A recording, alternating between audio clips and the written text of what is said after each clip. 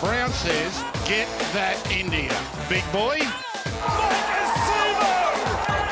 Call an ambulance! Maybe call a priest! Oh, what a shot! What a shot! Campbell killer! Hello and welcome back to another edition of the Tip Sheet Podcast. As always, I'm your host, John, also known as 4020.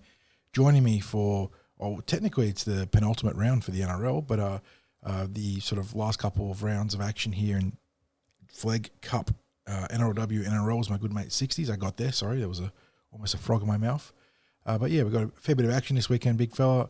A lot on the line still, some way, somehow, but the Eels are still holding in there across a couple of grades. How are you feeling ahead of the action? Well, mate, I don't know whether it's the beautiful sunny day that we've got today, but I'm in an optimistic mood and I want to keep it that way. And we'll try and maintain that going through today's podcast. And just while we do, a quick shout out as well to our sponsors, Big Swing Golf, Northmead, and Star Partners Real Estate, Auburn, Narellan and Parramatta. And also, I have to make a correction on when we are appearing in Parramatta Leagues Club. On the news podcast earlier this week, I said we were in the post-match for the Eels Roosters home game. We are actually doing a pre-game appearance in Parramatta Leagues Club. Please note, we're on from about 4:30 p.m. in Jack's Bar and Grill. And here's the big news with that. We've got Eels legend Steve Ella as our guest. And it's pretty hard to top Steve as a guest. And he was, look, one of the favourite times that we had him as a guest was when the Eels beat the Cowboys in last year's grand final qualifier. And look, he was great to spend time with in Jack's Bar and Grill before we attempted to record with him. But the things, of course, got very, very chaotic that night. And we just couldn't get the recorded podcast done in Jack's because there was too much partying that was going on in there to be able to get a podcast recorded. Mm-hmm. But he is absolutely one of our favourites. We've had him a few times there as our guest, and he never fails to deliver, giving us great stories. He's so accommodating with the fans, with signing things for them, having photos, having a bit of a chat. So if you are in a position that you can get down to the club early, 4:30 p.m., it's on at a time so that people can get there to the curtain raiser match, which kicks off at 5:30. So once again, Jack's Bar and Grill from 4:30 p.m. onwards, we're there with Steve Ella, special guest. Yes, and if you can get out to, not so much our show, but that curtain raiser game, you're in for a treat this week, which we're going to get to shortly. But there is plenty of reason, if you can knock off work a tad early, to get out there to CommBank and watch the New South Wales Cup running round. But before we get to that game, 60s, let's start with the Jersey Flegg, who will kick off at 3 o'clock p.m. on Saturday. They're out at one of their old stomping grounds, Ringrose Park, a.k.a. Wenty, and they're taking on the ladder-leading Sydney Roosters. And the Eels still very much in the hunt here for the spot in the finals, in the top 5. And this is probably the pivotal round because I believe Melbourne take on the Panthers this week as well, if I'm not mistaken, in this grade. I'll have a quick double check there. So these are the two results that will essentially decide whether the Eels can make a run. Yeah, it is Storm v Panthers down in Gotch's paddock in Victoria. So I think it's third place for the Panthers here. Just double check that as well. Lots of double checking, dotting of I's. Yeah, Panthers in third place. So this is the important round. Obviously got to win next week as well, but winning this week and having the Panthers knock off the Melbourne Storm means that the Eels control their own destiny. And they will take on the Panthers next week, actually. So there's a bit of crossover across the two rounds, but they're taking on a very, very good Rooster team that they pushed right to the edge last time they met a couple of weeks ago.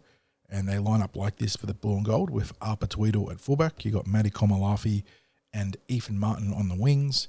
And then in the centres, you've got Samuel Oizu and Will Latu. No Richard Penisini this week. He's doing other duties. In the halves, Blaze Talangi returns in a timely manner to take over from Joshua Lynn in the halves. He'll partner Ethan Sanders, who was the halfback. Front row is Brock Parker and Tony Mattelli as the bookends. Nick Lenars shifts from lock forward to dummy half 60s. That are very versatile player in the team there indeed. And then on the edge, you've got Jock Brazel as captain, Max Tupou on the other side. I think Brazel lines up on the left, Tupou on the right. And then Saxon Prite comes into the starting team with Nick Lenars making that shift. On the interchange, Jacob Davis is the dummy half utility. Noah Reid, Araz Namva, and Lance Fulima round out the rotation players. Lockie Blackburn is the 18th man. And 3 o'clock out at Wenty, we plan to be there, 60s, unless something crazy happens. And we're real keen to see how they take on the Roosters here. But, season on the line, a team that has been the best across the course of the competition, but the one that the Eels have actually challenged pretty well. Yes, it was a great game out at St Mary's only about a month ago it was a month ago. It was a very short turnaround, it wasn't that long ago. And the Eels took it to the Roosters that day and led 10-0 early on in the game and looked for all money as if it was going to be a real battle for the Roosters to get that victory. And yes, it still was a battle, and it was only a couple of errors that the Eels made in yardage with turnovers of possession that led to the Roosters getting home with a victory there. It was one, the ball was dropped in a carry and the Roosters picked it up and scored straight away. And the other one, again, the ball was lost in a hit up and it was the Roosters, I think, scored about 3 play the balls later. So that's how crucial that lost possession was in the game. And apart from that, you had the Roosters, who are a big physical team. I would suggest they are an older team, that they would be right at the cusp of being 21, a lot of the players. And they are the minor premiers in this grade. They're the standout team, the absolute benchmark. So for a team that on that day was filled with plenty of the SG ball players to really take it to them, and believe me, the Eels look decidedly smaller. They look decidedly younger out there, but boy, did they acquit themselves well. It was a terrific game of football to watch. It really was. It was. I would like to think this week that the Eels can get the win, because I think they can do some damage in finals football. And I know the players believe that also, that they can do some damage in finals football. For us, I'm looking forward to actually being there, mate. I mean, the draw with the Jersey Flegg has been horrendous to try to actually get out to the number of games that we would normally like to be at and to be able to provide live blogs of. Mm-hmm. And this week, what do you know, we haven't got any clashes, and they're nice and local as well. So we're not having to travel away. We're, short distance to be able to get their cover. We will provide a blog this week of that for people who can't get to Ringrose. But if you can, I highly encourage you to do so, because you're going to see a lot of good prospects in the Parramatta team running around. And we know that with the Eels' first grade roster looking as skinny as it is at this stage in terms of the depth chart, these are the sorts of players that the Eels are going to be looking at in their future. And there are some genuine prospects in that team. So, really encourage people to get out there and enjoy it. And if you can't get out there, follow what happens on TCT. Yes, indeed. And if you noticed, anyone that's been playing along this season with or since the SG ball players were promoted, there's a lot of missing players from that Flegg team 60s.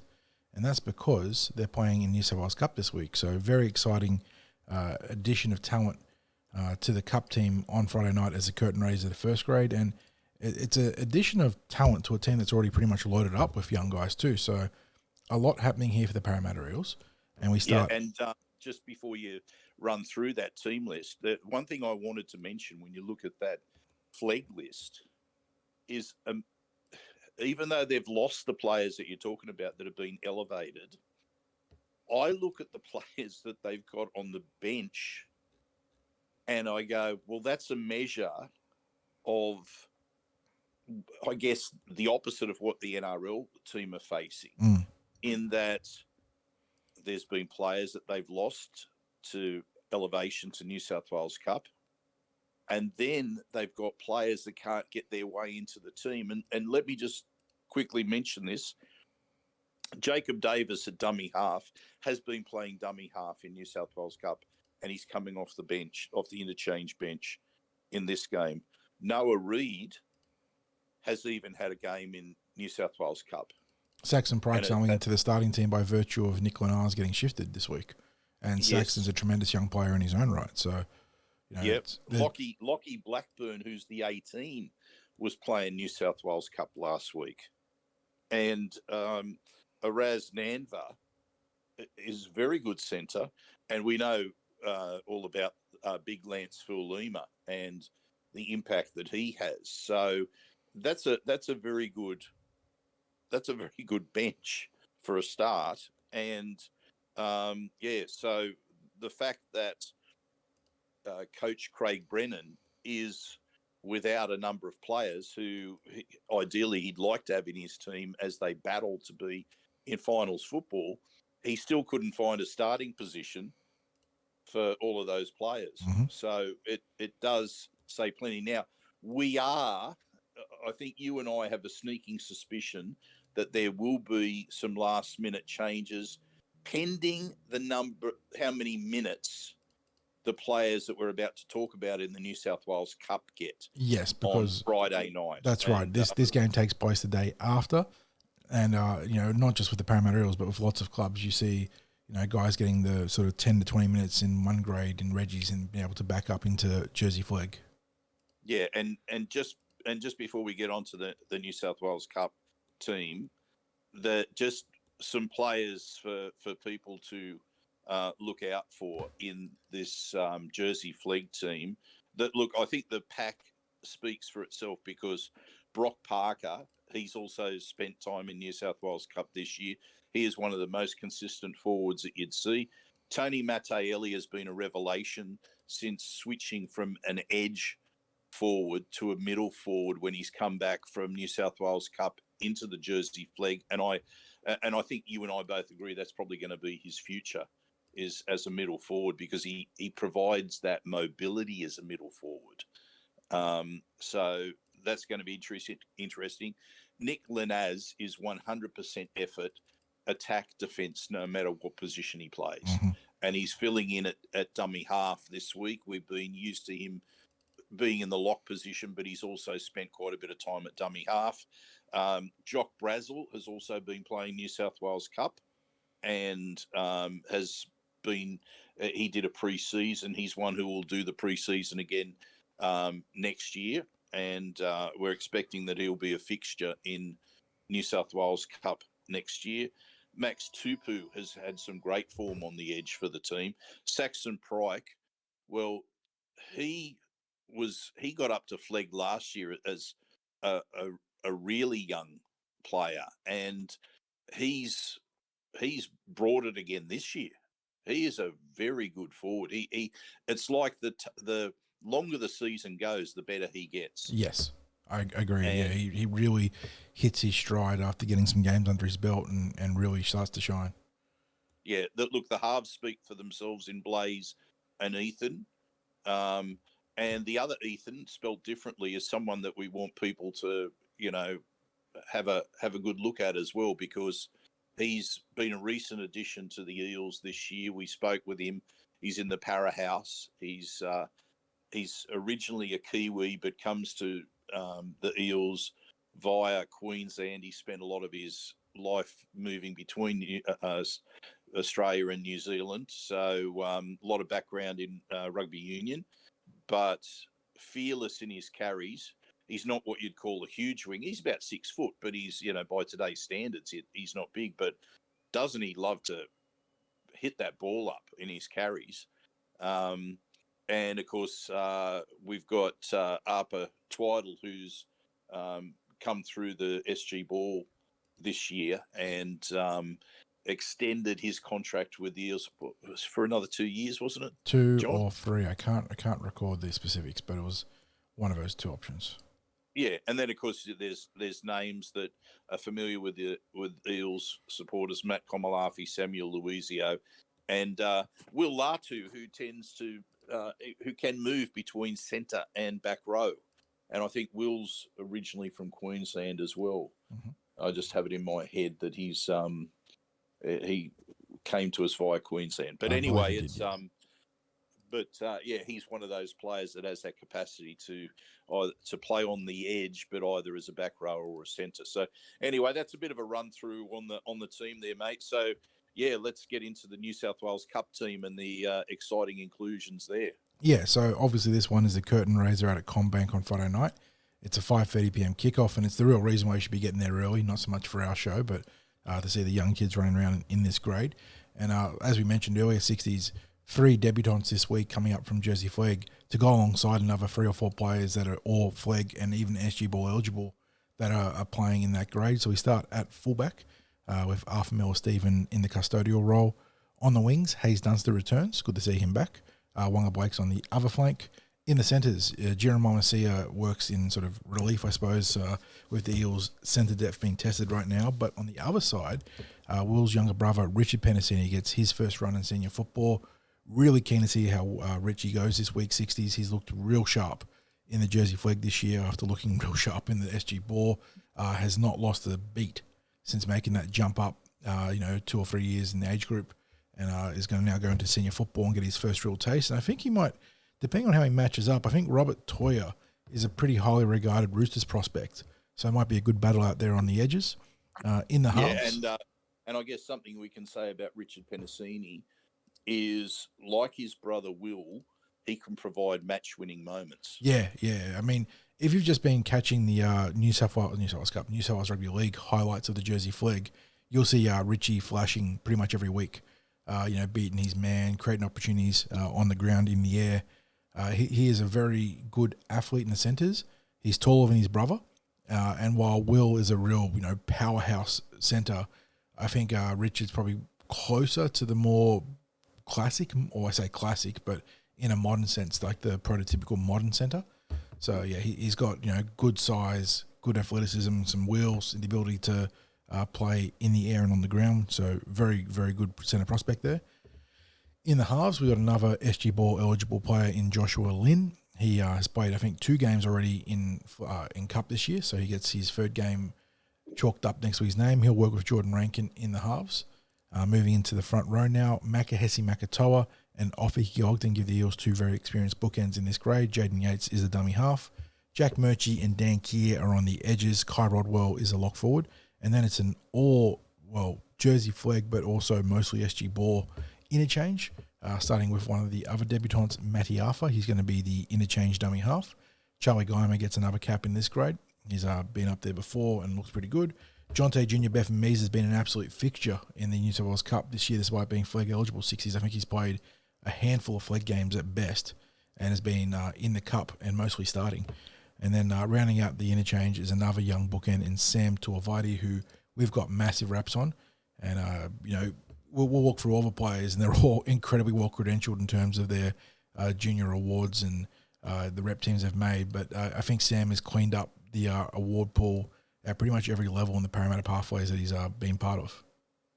Yeah, we saw him get the award for the Junior Rugby League Player of the Year at the Parramatta Juniors, not junior reps, at the Parramatta Juniors awards night last year. I think that was in October last year when we went to that one. And, so he was, for all of the junior football across the district, he got the gong for that. He's got the gongs in the pathways football, rep football as well. He's a giant of a player. It's big every time I see him. He's just, yeah. He's an absolute unit. And the reminder is that Sam, Matty Arthur, and Richard Penisini are all 18 this year. They're they're at the younger end of the SG ball eligible players. All of those boys could run around in SG ball again next year. That's the thing for those players, is that they're if the Eels wanted to, and I mean I don't know what the plans are for next year, but if they wanted to, they could trot them all out for the junior rep season again next year, which would be frightening for the players that they come up against. So it's also a measure of the fact that they've last year, each of those boys were playing Harold Matts. So within that year frame, they've gone from Harold Matts to playing New South Wales Cup. So it's a fair reflection on their development as players and what regard they're held in within the club. Yes, indeed. And like you said before, there's a chance that they're on a minutes restriction, depending how the game plays out and sort of what the plan is heading into the contest for them. And they could very well back up into that Jersey Flegg game that we were talking about earlier. But, I mean, Richard Penisini is probably not going to be on a minutes restriction. He's starting. So he's very exciting for Richie. He's probably going to play this one out and get a real good taste of senior football. And then, for the other guys, Matty Arthur and Sam Tuivaiti could conceivably be guys to back up. But I do hope they get given a chance to show what they can do in senior football. Because we know that Bud's is not going to back down. Like that just isn't going to happen. He's going to be fired up for this one. And Sam has never been one to shy away from a physical challenge. He has always been, regardless of the game, regardless of the grade. When we saw him as a junior eligible Harold Matts boy, where he was physically dominant, right through to the SG Ball Grand Final this year, where he honestly took over against a very good Newcastle pack. He took over that ruck. So really keen to see how these boys go, and that's alongside all the other young guys. We saw Artie make his NRL debut and score a try against the Dragons. We've got Josh Lynn, you've got Charlie Geimer, who we're very bullish on. Charlie is an absolute wrecking ball on the edges with the capability of being a guy that can also play in the middle. So, he's a very versatile forward, and, given his background of playing centre and even 5'8", he's a guy that is just almost like a Swiss Army knife for you. And then obviously the big hyphen, Jonte, who has been very impressive for his consistency and durability as a young guy in senior football this year. Yeah. And look, I think that when it comes to the likes of, well, first of all, people hopefully got a bit of a look at Charlie Geimer because he was one of the best. He was one of the stars. He plays the game like he's a very physical player. There's the way it's defense, it's attack, like his carries. I think he runs a great line. I was about to say the most impressive part of Charlie's game is that it's both brains and brawn. He plays tough and physical, but you can see that background of playing in the halves and the ability to read the game and how he's brought that into his ability as a back rower to run very nuanced lines and, pick apart the defense because of it. He hails from Temora, which is where Liam Martin is from. There's something in the water down there then, mate. Oh, I was going to say, from your observations, John, because I've got this in my mind as well, he seems to be reminding me more and more of Liam Martin. Yeah, the sheer physicality. And again, that's probably an underrated part of Martin's game is for all the, wild runs and big hits, he runs very good lines. And, and he's a big effort player off the ball, another thing that Geimer shares with Martin. So that is a pretty solid comp. And it's not just because they're from Temora, but they do play very similar games. And I don't know if Charlie's been modelling his game on Liam Martin, because a lot of young guys do sort of pick NRL guys to work on their games to be better for. But there is definitely some parallels there. Yeah. So we're very keen to see.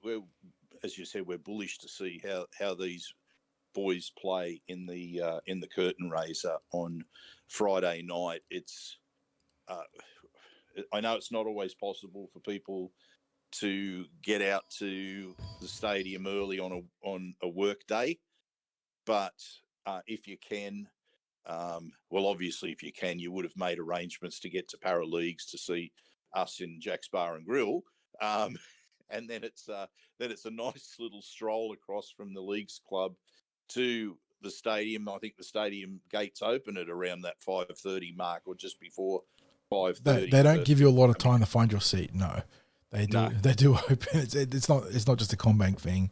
The Cup has always been a case of get through your bag check in and get out to your seat as fast as possible. Yeah, you got 5, maybe 10 minutes at the most to get through the gates and get to your seat. So so they are really worth your while going and watching, because I think you will see one or two of these players make an NRL debut next year.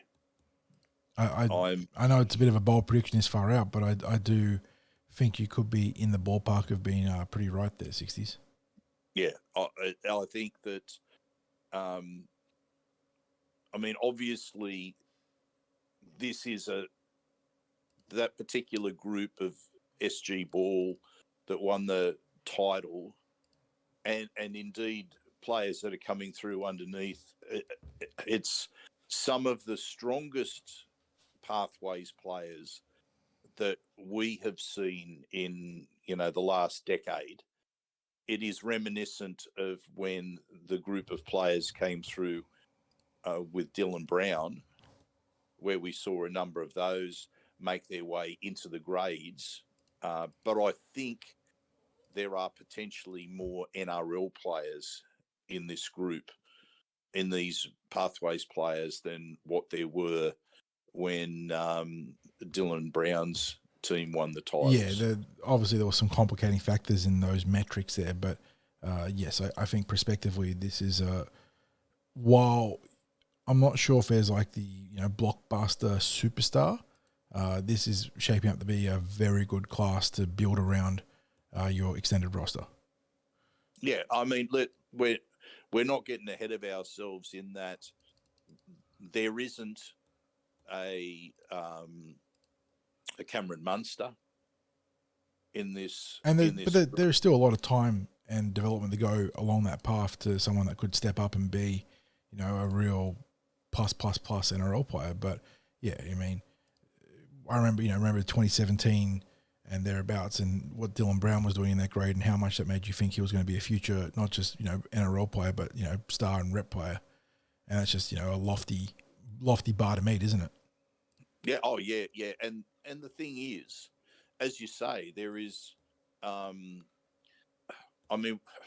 in saying that there isn't someone like a Cameron Munster in this group, that's not saying that there aren't even people who might go on to higher honours that are playing in the group. It's just that, someone like a Cameron Munster catches the attention when they're younger. Yeah.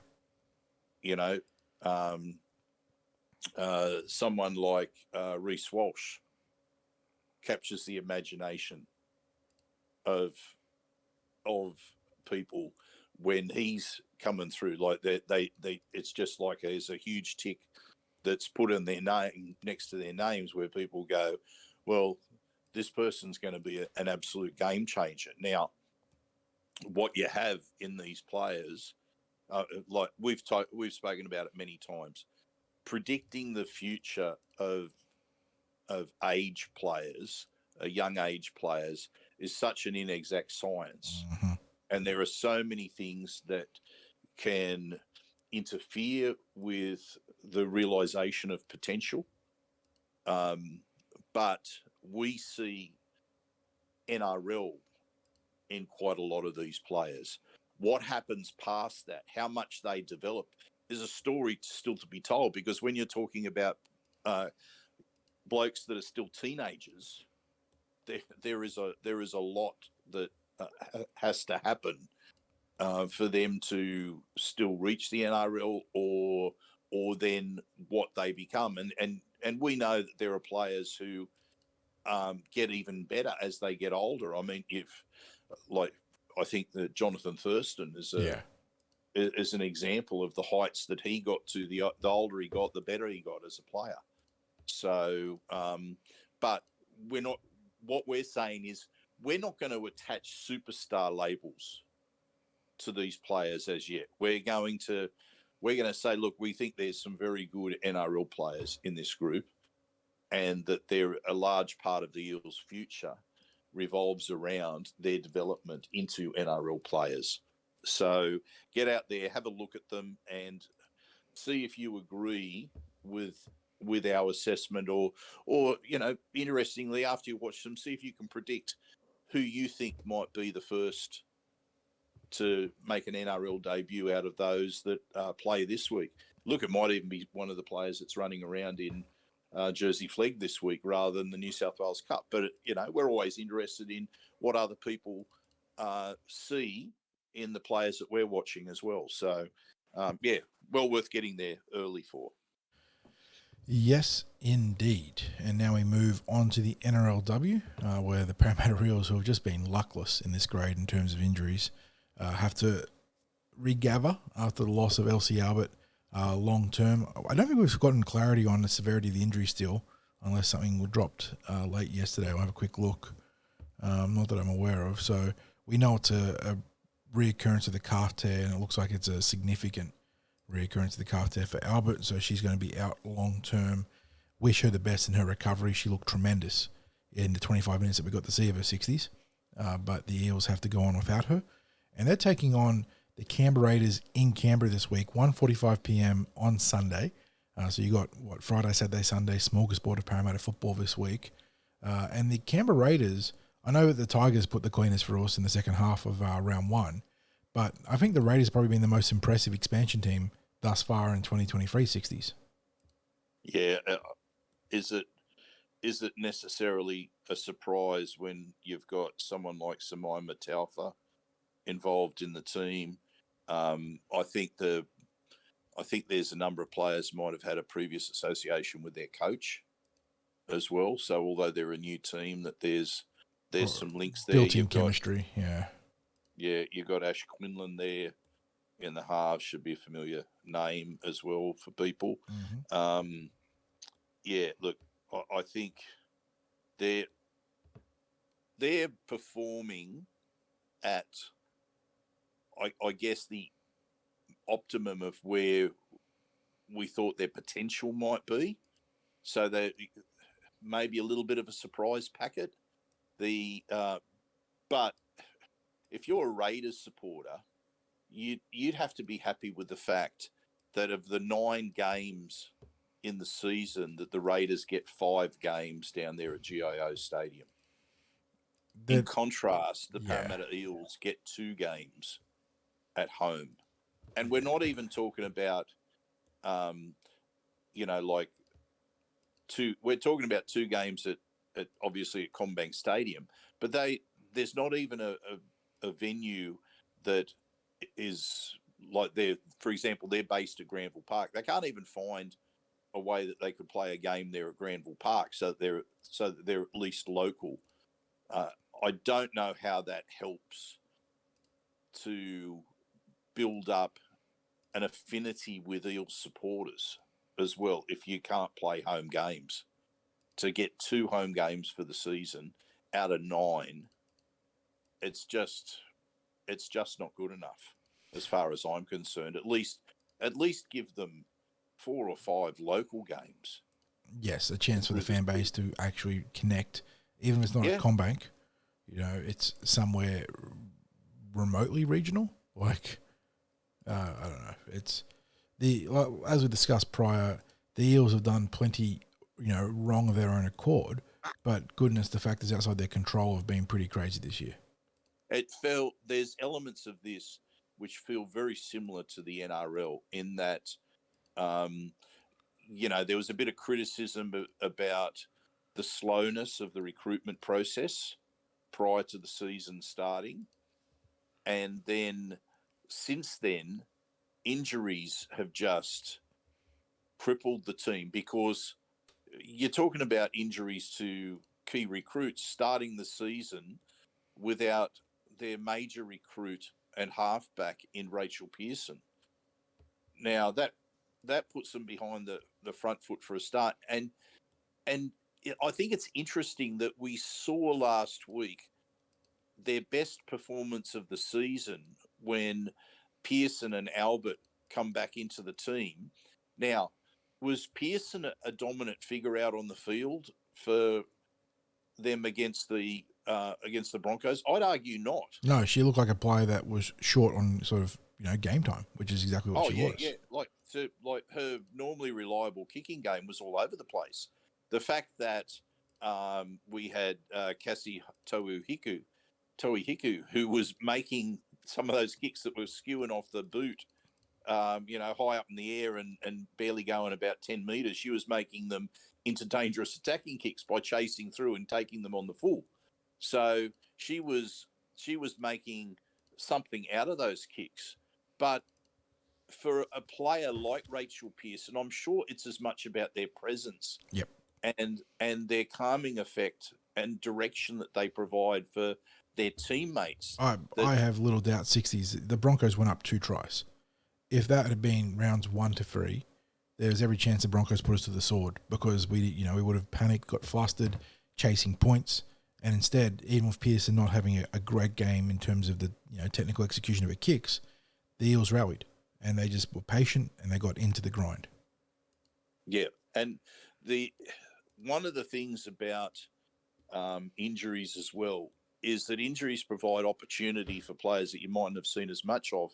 And we can certainly say that what we saw of Tyla Amiatu last week said, here is a player of enormous potential. And wasn't she an eye catcher in that game? Yeah. Whenever you see someone in the middle with that sort of footwork and leg speed, you immediately go, hang on, there's something here. And, she obviously had that terrific line break, but there were a number of carries in that stint where she really just tested that Broncos defensive line and they didn't really have an answer for her. Yeah, absolutely. So I think this week it's obviously going to be a challenge without Elsie because her carries last week made a statement. And again, similar to Rachel Pearson, her presence on the field would have instilled confidence in the other players in the pack. But to now be without both her and Kennedy Cherrington, it's a really big ask for the pack. And, they're playing away from home against the Raiders. It's probably going to be a game that's going to be difficult for them to win. However, what we saw last week was the type of resilience that had been missing in the first 3 rounds. And arguably, if they hadn't made some of those errors in their own red zone that they were making last week, some of the turnovers, the pressure that they put themselves under in those turnovers. Now, so arguably without those turnovers, they were making things happen against the Broncos, but they were also feeding the Broncos with a mountain of possession in attack, which how they held them out for the periods that they did was astonishing. And you have to think, what if those errors hadn't happened? What might have been possible? So, and I guess we'll learn something about the team about whether did they just find a way to lift last week, or can they find that in themselves to lift again this week? Finals football is beyond them. They've lost the first 4 games. I don't think it would matter whether they win this game this week or not. It's they've made their task pretty much impossible from here on in. The rest of the season is all about them finding out about themselves, and for the players that are off contract, whether they will be part of the Eels team going forward. Yeah. But knowing how these women just love being able to get out there and compete. Every game means something to them. Every game means something to them. They really do value and appreciate the fact that they are playing this level of football. And I just think it's disappointing that as fans, we don't get a chance to get there and support them due to what the draw looks like. I mean, we were complaining about the draw with the NRL. You can imagine if the draw was silly enough with the NRL to pitch Parramatta away from home in, on 7 games in a 9-game season in the NRL. Like, you'd just be, people would be tearing the joint down, wouldn't they? Like if it had happened to the NRL team, if they got that sort of a ratio of home games. So, look, I can't tip an Eels win in this grade, but I think what I will tip is that they'll give plenty of themselves again. Yeah, and unsurprisingly, in light of that, Dean Witters has only made changes where, sort of enforced by injury. Elsie's obviously out, so in comes Madeline Jones, Kyra Simon at lock forward, and I think, with the free spot on the bench, Nakia Davis-Walsh rejoins the team, and that's the extent of the changes. So the same team that really pushed Brisbane hard last week get a chance to go to the nation's capital and do exactly the same against the Raiders.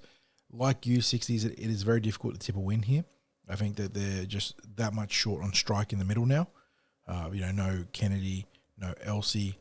They're also missing a couple others, Chantel Stowers. Just when you start taking out all those players, it adds up. And the Eels will do very well to be competitive this week. But I don't think they're going to go down for a lack of effort. Based on what we saw last week, people like Rachel Pearson, like Ruben Cherrington, who was starting to come into her own as a dummy half. There's still a bit of fire in this team, and I think they're going to at least trade some blows with the Raiders. Yeah, a couple of interesting things. That, like you mentioned Ruben there. Well, she ended up playing as a middle forward, didn't she, when Capri, I think when Capri came on. And I think we saw some similarities with Kennedy in how she played as a middle forward. Abby Church, credit to her. She put up some photos this week on her social media that were not the most flattering photos that you've seen with a blood-splattered face. Abby's a paramedic by trade, isn't she? Yeah. She might need to get some of her mates on call for her, because I have not seen a player cop as many just brutal shots and, bad luck with like on-field, patch and repair stuff as Abby did, or Abby has this season. She's been in the wars. Yeah. I've really got a high opinion on Cassey Tohi-Hiku. Yeah. Cassey and Zali, I feel like they're two sort of breakout stars in our backline, just waiting to really emerge. Yeah. I think that.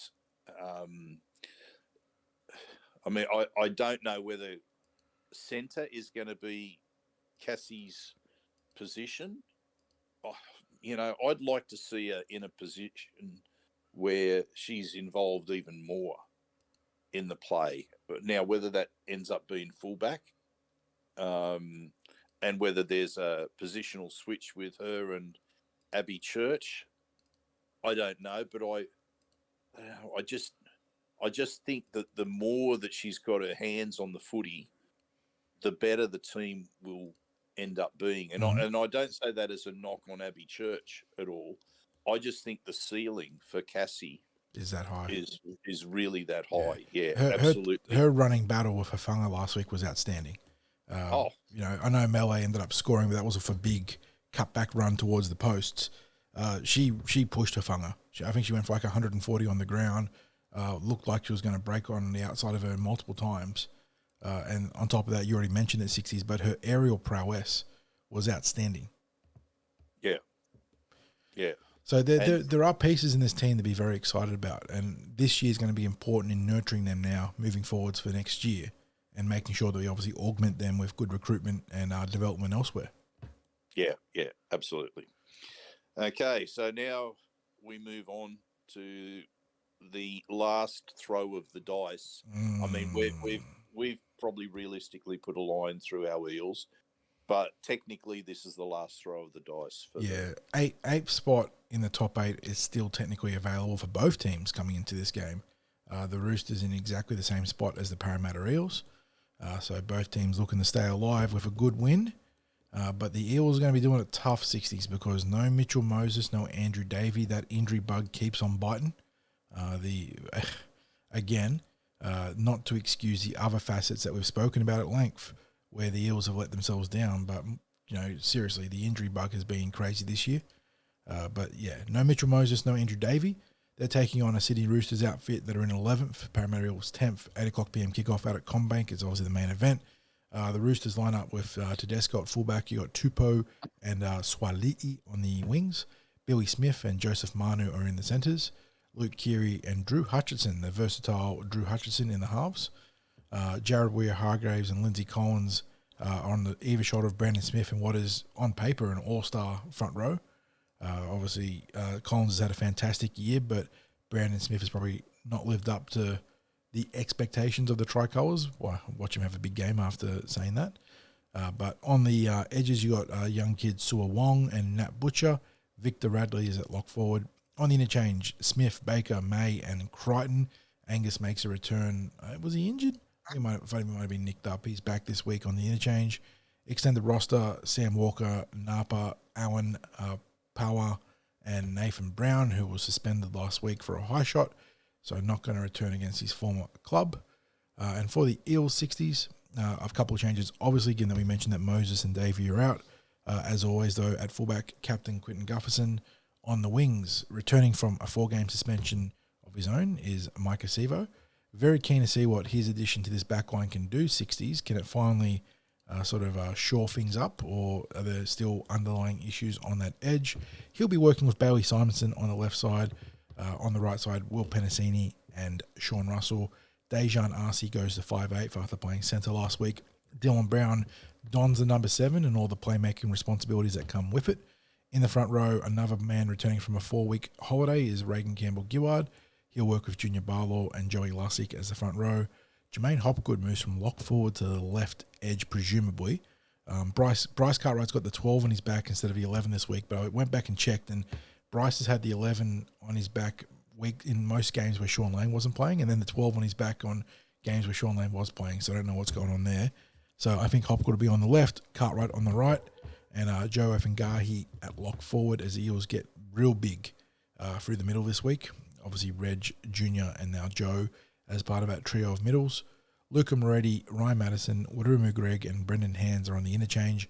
Macca, Blake, Ogden, Rodwell, and Murchie the interchange. I didn't even look at the officials on Team List Tuesday, but it's Ashley Klein. And then you got Ultram and Sutton on the sidelines. Grant Atkins in the box. That is a pretty brutal lineup for the Parramatta Eels.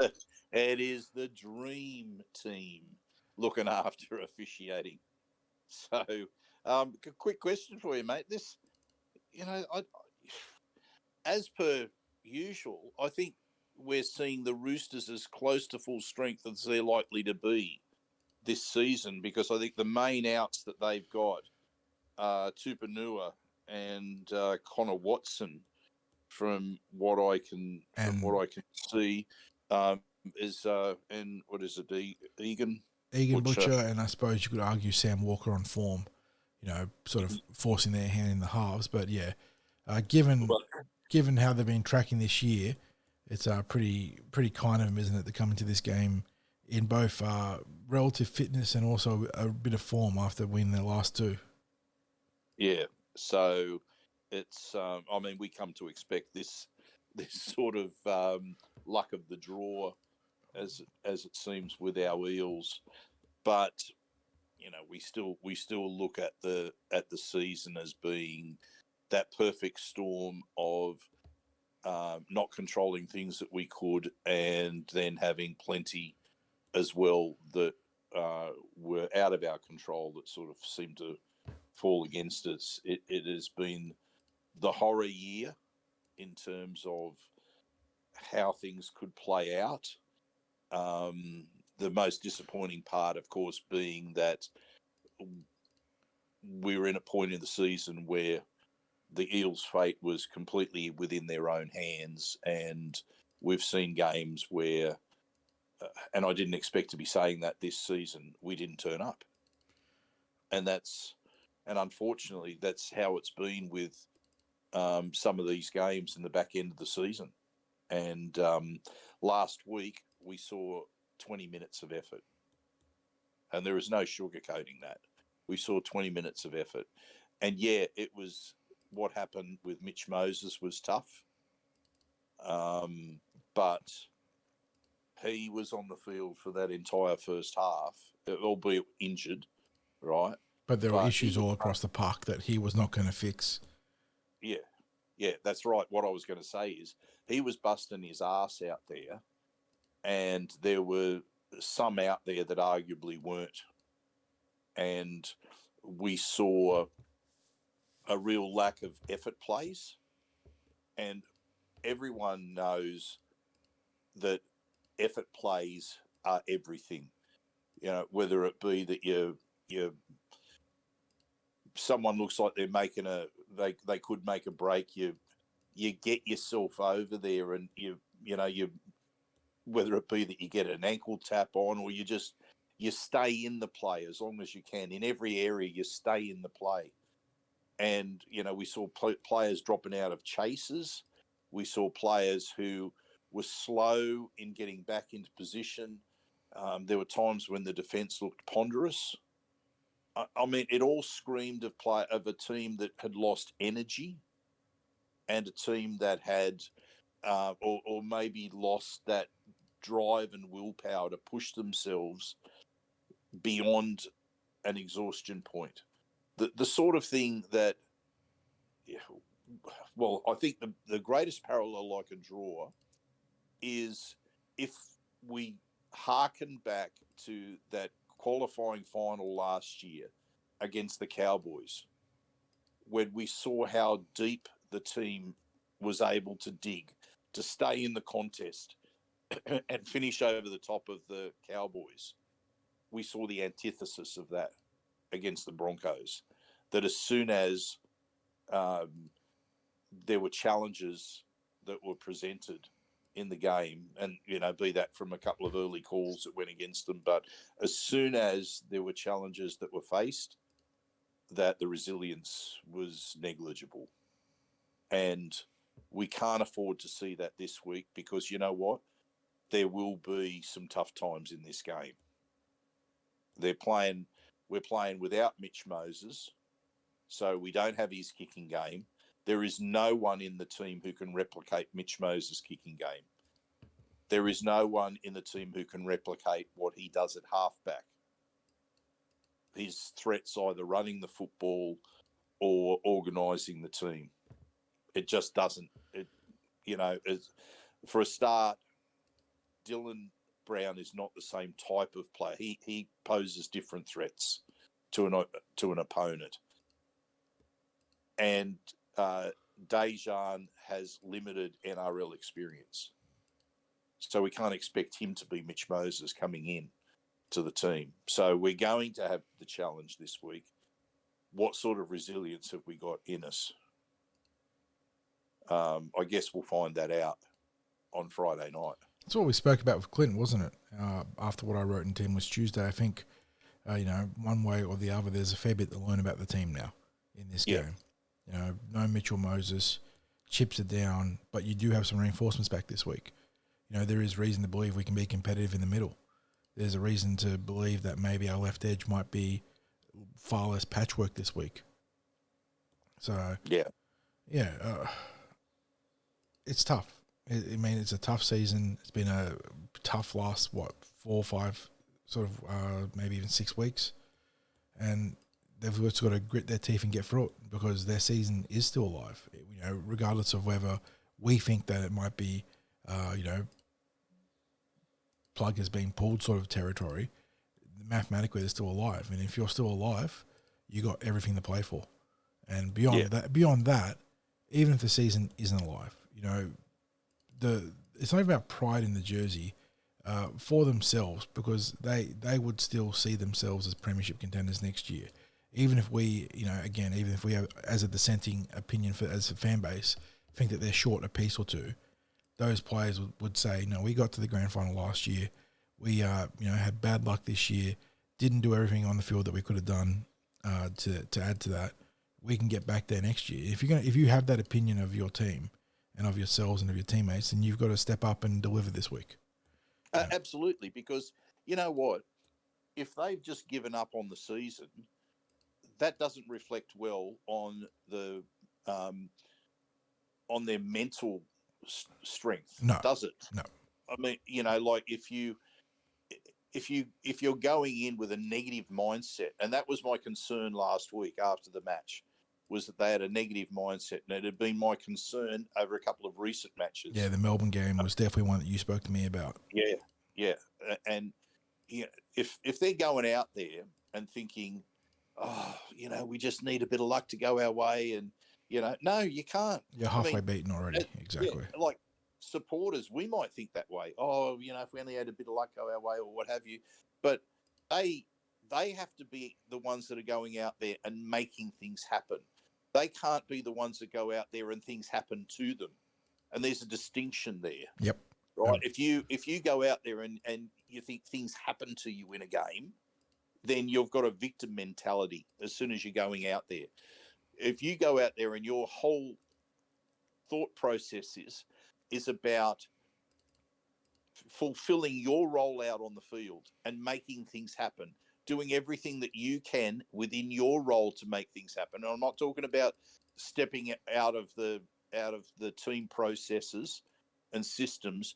I'm talking about maximising what you do in your role out there. If they're going out there and they've got that mindset, and they have the belief that if they stick to the game plan, that if they do everything in their power, that they trust the player next to them as well, that things will happen. Not that things will happen to them, that things will happen. They can force things to happen. Then they're a long way towards getting the result that they want. My fear is that maybe that's not in them right now. That's my greatest concern. So let's look at the team. Where's it going to happen? Obviously, I'm looking at that and I'm going, well, it has to happen with the forwards. Now that to me that falls into Parramatta 101, doesn't it? That it begins with the forwards. And there can be no excuses for the forwards this week. No, Reg is back and he's fresh. They can take on that Roosters pack, right? They've got to make things, they've got to set that platform that the attack can happen. Now, I mean, we've got both Reg and Junior there. We can't ask for more in the front row. They've got Offengawi, the other middle, at lock, which then puts that versatility and ball playing of Jermaine Hopgood and the mobility as well of Jermaine Hopgood on the edge alongside a similarly gifted player in Bryce Cartwright. So they've got that creativity potential on an edge now, right? And we need to take that power through the centre. And I know Junior's got that creativity as well, but we want his power game this week, don't we? Like that's what I want. I want him. We say it all the time with Junior, the power breeds the creativity. Like if he is taking names and cracking skulls and knocking guys over in the middle, then the ball playing becomes that much more lethal. If his first thought is, being lateral, whether it's running or passing and distributing the ball, the defense keys in on that and they feed off it. Yeah. And look, Reg is a huge in. I can't emphasize to people, in all honesty, I have to say to people, if you're just watching Reg on the television, if you've never seen Reg close up, you've got no idea just how big he is. He is a massive unit. Yeah, like people accept that someone like Wiremu Greg is a big player. I can tell you, Reg standing next to Wiremu, there isn't too much difference in size between the two of them. In fact, it might even be interesting if they were to hop on the scales one after the other to see how it clocks in, because I reckon it'd be a close run contest. He's literally almost as tall as Wiremu. So you've got Maddo coming off the bench into the middle rotation. You got Wiremu Greg into the middle rotation. So you're bringing in two big units as well that are able to be part of that.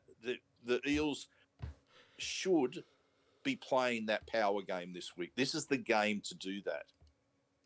Now, the back line, I think it's fairly obvious that the Roosters have got some major threats there. Yeah.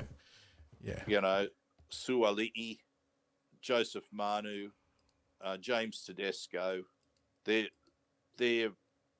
I mean, it goes without saying. You're talking about players that are on big coin for a reason.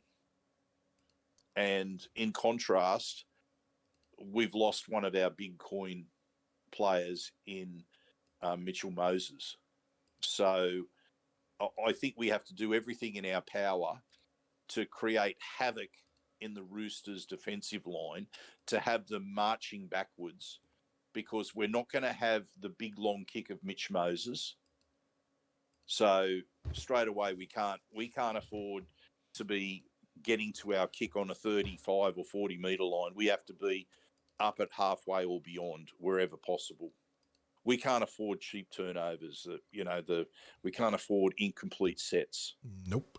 This has to be everyone with their heads switched on, and I don't think there's too much more to say about that. Like, I've watched training this week. I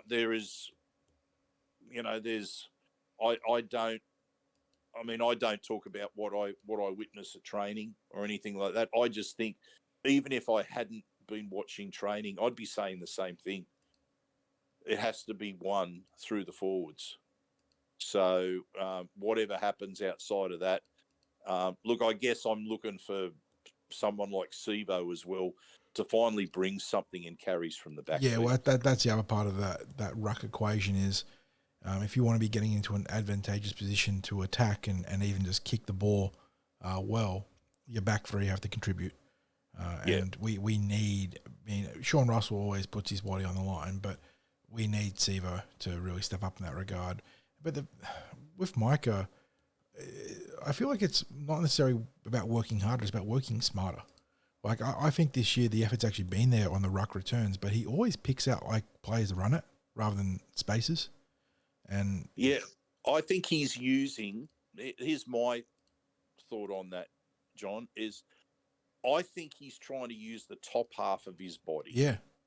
In those collisions when he needs to be thumping his legs, like pumping those legs, and looking for not running over the top of someone who's right in front of them, but making them work harder in the tackle, as you said, like being a bit smarter.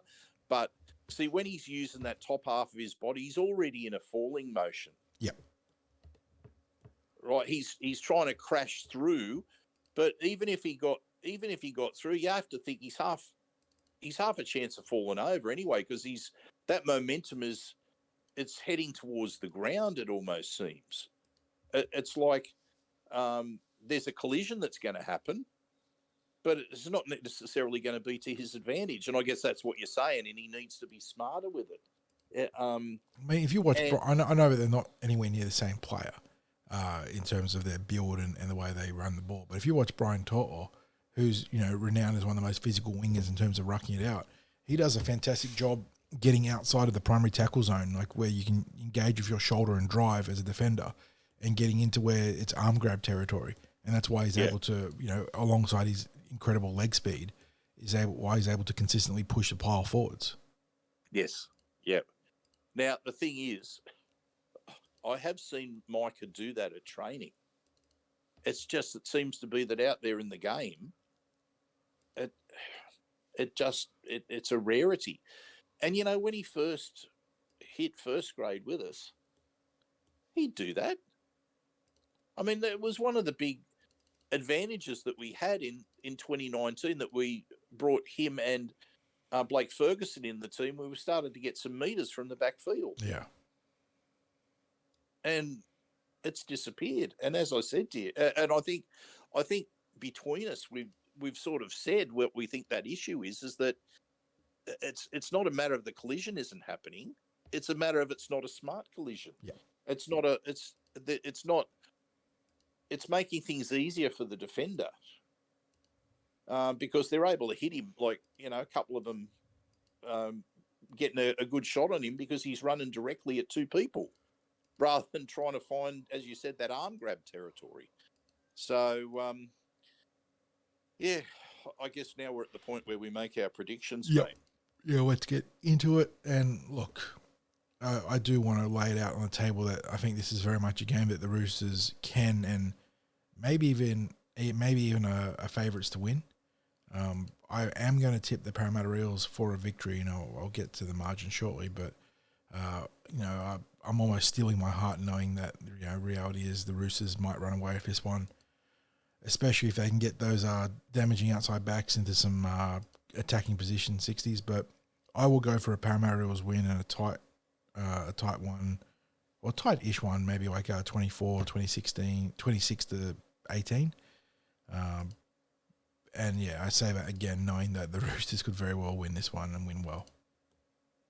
I'm going to predict that the combined score is going to be well north of 50. I mean, one way or the other, it's been true for the Eels recently. So, yeah, I was close to tipping 60 plus last week for the tip. Instead, I went for a try double to Katoni Staggs last week, and I think he was about the only one. Just about the only one not to take me. So I was thinking that there was going to be a lot of tries scored last week, but yeah, I was close to tipping 60 plus, and it was paying odds of about $5.70 or something like that. But this week, I believe it will comfortably be 50 plus as a total score. Now, whether that is something like a 30 to 28 victory for the Eels is what I'd like to think it might be. I think it's going to be like a 2 or 4 point game if the Eels win it. My fear is the Roosters putting on a big score. But I'm going to, as an Eels supporter, I think if they go out there with the positive mindset that I spoke about, that they can get it done. I don't think there's going to be any way of stopping points being scored in this game. I honestly don't. Just not the way that we're defending at the moment. It's just a matter of whether we have that positivity to make things happen ourselves. Yeah, the aggression and the strike to keep the scoreboard ticking over in our favour. Yep. So I'll go for the Eels to win 30 to 28, but I've got in there that proviso that I believe the Roosters will get a total, and it's whether we can compete with that total. That's the proviso. In terms of the try scorers, I actually have not necessarily FTS, but more. I will go FTS as well for this, but it's more in the veins of any time. But I'm going for the Penisini brothers to both bag tries on our Friday evening. And I'll back them in both for the first try just for the absurdity of it happening. But yeah, I'll go for the Penisini boys. Gee, it'd be good if you could get a market on that, mate. Look, first try scorer, I'll go Dylan Brown in this. I think he's got to step up, and I think we'll see something around the edge that might be created around either Jermaine Hopgood or Bryce Cartwright, where Dylan Brown's involved and he's the beneficiary in terms of being first try scorer. Best on field. It's got to be Dylan, right? Well, yes, but I'm going to go Jermaine Hopgood. I like that. I think there's something there in that. So Yeah. Yeah, I'm going to go Dylan Brown. I know that I sort of advise against picking in the spine for these sort of things because it's so obvious, but, this is a game where the obvious might need to be, what happens. So, and, going back to what Dylan owes this team and this club and the fan base, if we are to keep that incredibly slim finals hope alive and also kindle, some legitimate spark for next year, I think Dylan needs to be at the heart of it on Friday night. Yeah, absolutely. Well, mate, this could very well be the penultimate full preview for us. Mm-hmm. We will, of course, have other preview matches. Next week being, of course, the last of the regular round. And if the Eels haven't qualified, then they're the first team to finish for the season. Yeah, thanks to the stupidity of the odd buy. Well, it has to work that way, but the odd team buy system. And then it becomes the buy becomes the most useless buy of the season. I wasn't big on the round 27 buy when it was announced, and I know that people sort of point to Penrith and how their pseudo buy helped them last year, but you have to actually be in the position to take advantage of it, and we could have done with a buy at some other time this year. It would have been a lot, as I said, as it turns out now, it'll more than likely just grant the players an early holiday. Yep. And what can you say? But of course, we will continue the previews as long as there are Parramatta teams that are engaging in the competition, which obviously means the NRLW and hopefully also means the Flegg team. So once more, as we wrap up, mate, our thanks to our sponsors, Big Swing Golf at Northmead, and of course, Star Partners Real Estate, Auburn, Narellan and Parramatta, because as we always say, if they weren't there supporting us, the Cumberland Throw wouldn't exist as it does. And that's just straight out how it is.